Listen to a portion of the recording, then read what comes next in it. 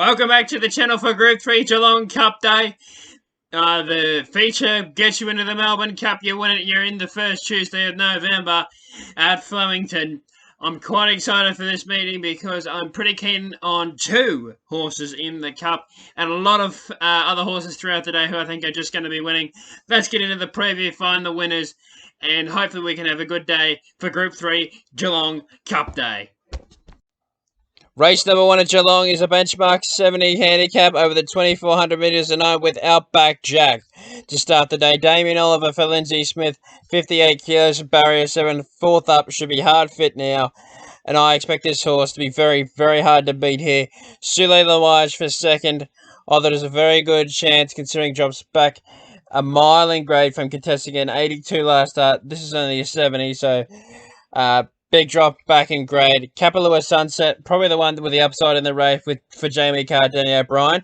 Only one from 8, but hopefully can show some promise here and does get the nose roll for the first time. And Jilted Lover I thought was over the odds at $12, but with Outback Jack Geelong, race 1, 15 the win to start the day. Race number 2 at Geelong is a benchmark 70 handicap over the 1,700 metres instead of the 24 for the second race. And I'm with French Emperor for Jmac, going 59.5 kilos. The key to this horse is dry ground. And I'm hoping that the track can dry up before this race so she can be a winning chance here. She already is. And I think she can win here. And she is the best horse in the field. And I think she should be streeting these. And at $4.20, it's still a good price. Pitch and None for second. Ran a really good race last start at Flemington.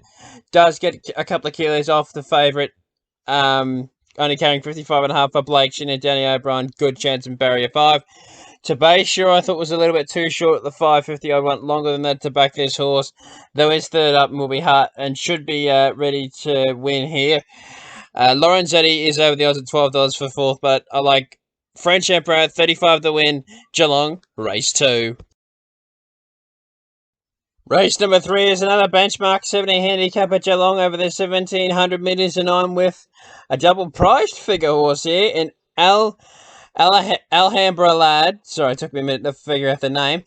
Paddy Payne trains Natural Wheeler to ride. Now, I don't think I've ever seen Natural Wheeler riding for Patrick Payne, and the fact that he's put a senior on with 61.5 shows me that there's a bit of intent with this horse. Barrier 6 is a good barrier.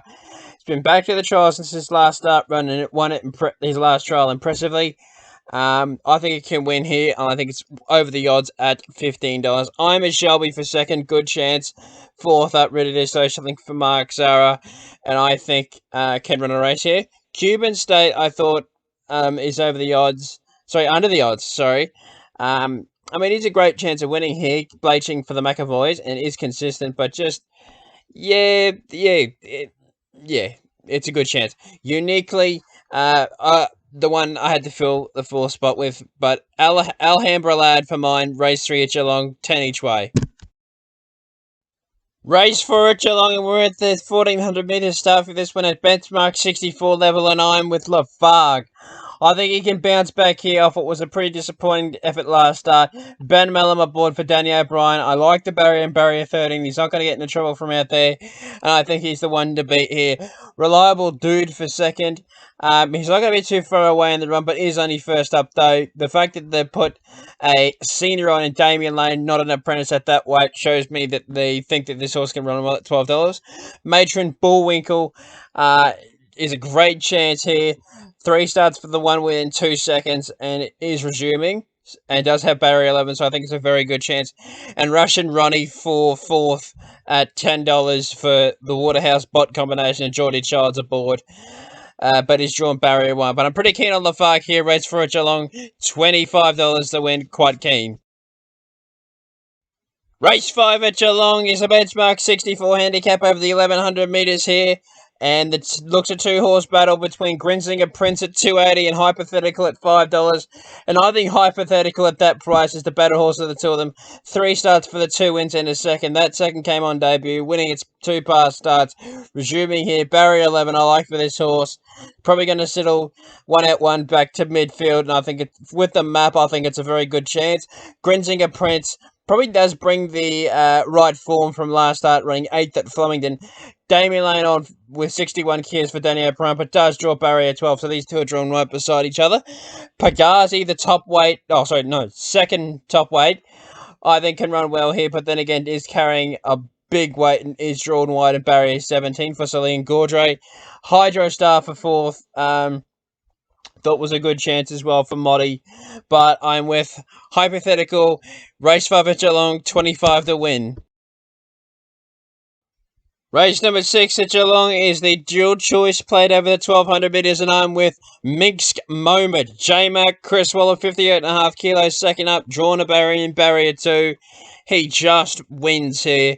There's no other horse here that can beat him. He's the one to beat. I'm quite confident he can take the prize here.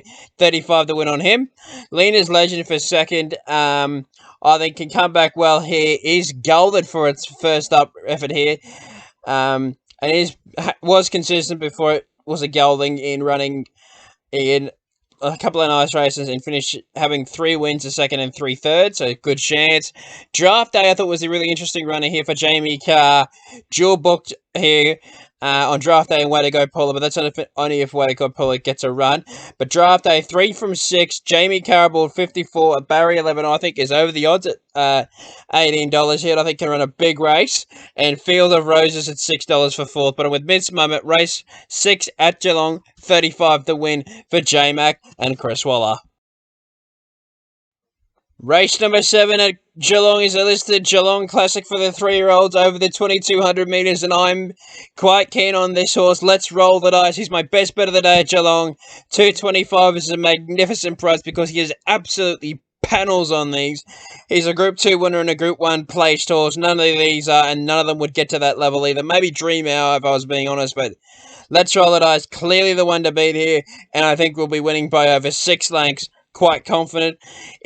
Ignacio for second, Jmac, Chris Waller combined, good chance. Dream Hour, Griffith and the Cock have decided to put Ollie on. 2 from 3 with a third, though drawn barrier 15, so that's dented its chances quite heavily. And Ros Namler for Nasrullah for the Trent Boston and Natalie Young combination. Drawn barrier 1 and it is a good chance, but I'm with Let's Roll the Dice and the listed Geelong Classic for the 3-year-olds, 50 to win. Race number 8 at Geelong is a Group 3 Geelong Cup, the feature of the day over the 2400 metres, and I'm with the 2 Chris Waller runners here in Surefire and Francesco Guardi. Surefire coming out of the premium form reference in the Group 1 Turnbull. Nothing made ground in that race. I'm not going to say nothing made ground on the day, but nothing made ground in that race. And Smoke and Romans won impressively, and then he went on to race in the Caulfield Cup last weekend and ran well without having much luck. So I think Surefire can win here, and I think it's a very good chance. Francesco Guardi was very good in the bud, Cummings nearly dropping the rider, but still picking himself back up, and to run second was an absolutely glorious run, coming down the outside was impressive. Rodrigo Diaz is probably on the Melbourne Cup path, so interested to see how he goes here, but he's going to be hard from the wide barrier. And Makram also drawn a wide barrier for Craig Williams and the Hayes boys, but I think that on his day he can do it. But Surefire and Francesco Guardi for mine, 35 to win Surefire, 10 to win on Francesco Guardi, the 2 Chris Waller runners for mine. Race number 9 Geelong is listed Black Pearl Stakes over the 1200 metres, and the favourite's going to be awfully hard to beat here in Catalan, Jmac and James Cummings. Just a little bit of an entree for what's coming for Cox Plate weekend, and I think that it's very hard to beat here, Catalan. Back on probably a drying surface, improves its chances, and I think it'll be just be winning here. Chirard for Damien Lane and Maddie Raymond. Is she back? Can she perform well here? I think she can, and is a good chance at $5.50. Juan Diva was scratched from Saturday, runs here. Craig wins, Richard and Will Freeman. First up, I thought it would need to run and needs dry grounds. Happy to take it on. And Mac and Cheese, I thought was over the odds at $10. But Catalan for mine in the listed Black Pearl Stakes, 45 to win. Quite keen. Race number 10 at Geelong is a heat of the Melbourne Cup Carnival Final Series. Running on Oaks Day, I'm pretty sure the race. over the 1500 metres this race is, and I'm with Think and Fly here. Tom Dammit against Damien Oliver, 60.5 kilos. Third up, I think he can be ready to improve here with Barrier 1. I can see him going forward and being very hard to beat. He handles any conditions. Third up, 2 from 4. I think he's the one to beat here in the last at Geelong. Megamea for second, coming way back in grade from last contesting a benchmark 90. The last couple of runs have been at benchmark 90 levels, a good chance. Denero was a good winner at the very last start and bolted away for Damien Lane. He sticks here with 61 kilos, good chance. And Magical Land, third up, should be ready to show something for Griffiths and the Cock and Locky King. But I'm with Think and Fly in the last, race 10, hoping he leads, kicks away and wins. 15 the win.